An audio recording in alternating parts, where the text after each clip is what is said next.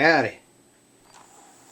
I'm here to talk about my little bit of survival equipment here. If I had my choice, these are the few things I would bring along with me. On the right there I got a marlin papoose, and I've customized a little bit with some of that beautiful Gorilla tape they got out now, and didn't come out too bad. Also, I've got a Fisker's hatchet that I've customized, and I've wrapped some Gorilla tape around that. Notice I've left some of that orange on there so we don't lose it. The grip is hollow, so on there I've got a pocket knife, half serrated, half straight edge, and you can see how it's fastened in to hold into the handle. Inside the handle I've got various survival gear. I've got some cordage, nylon cordage.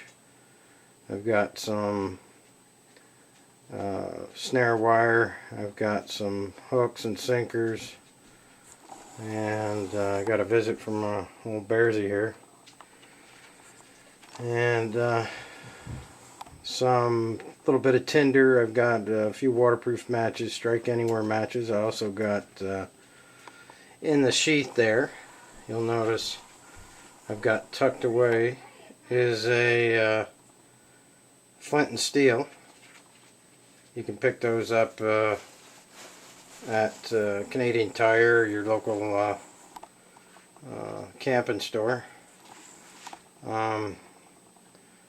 It's just a Remington knife, cheap knife, but not bad at all. That one there was, I had two of them. This one was the first one I bought. Was lost in the woods for 2 years. A friend of mine found it and returned it to me. The snap button was eaten off by something or just rotted off, and I've cut a slice off of a deer antler, drilled some holes in it, made a button out of it, used a broccoli band there as a little strap, bungee strap on there, holds it in. You'll notice that along the seams there I've reinforced it with some simple twist ties. Serves a purpose for me. I'm nothing fancy.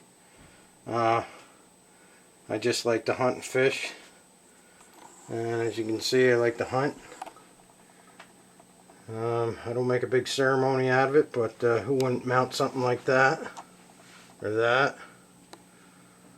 I'm trying to give the wildlife the recognition it deserves. And I got some real nice horn mounts over there. Yeah, just something I love to do. Got a couple. There's a Boone and Crockett 160 there, deer certificate for the Ontario Frau, and I got a bear recognized there as well.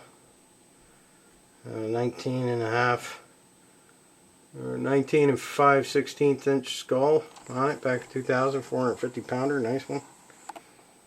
But I really like this hatchet. It's light. The only drawback with it is that the edge does chip, but I'll tell you what, it still cuts. As much as the edge on these things chip, they still cut and chop like a dream. Again, that handle there is hollow, and I got a bunch of survival gear stuffed up in there, locked in with a pocket knife for the finer stuff. Nothing fancy, but it's got a hole in it for a tang, and I wrapped it around there to keep it in there, plugged in there nice and tight. Nothing rattles.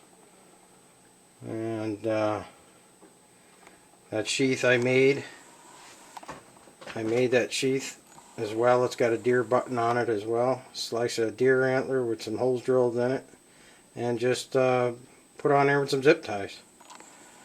And the leather I had in the garage, I took that out and designed my own sheath for that Fisker's hatchet, and then reinforced it with zip ties again. A lot easier than thread and needle. They hold nice and tight. There you have it. That'd be on my wish list if I was caught in a survival situation right there. And you can't beat that papoose. Semi-automatic, never jams with the right ammunition. Good stuff. I even have an extra one that I got. And in the bottom there I've got an old Schrade. In the bottom there I've got an old timer Schrade skinning knife with the gut hook on it, but the gut hook's broke off, but still sharpened up, works good.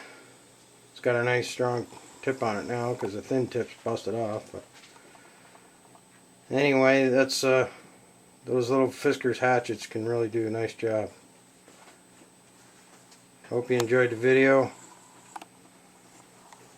Take care. Be careful out there. Always tell somebody where you're going. Over and out.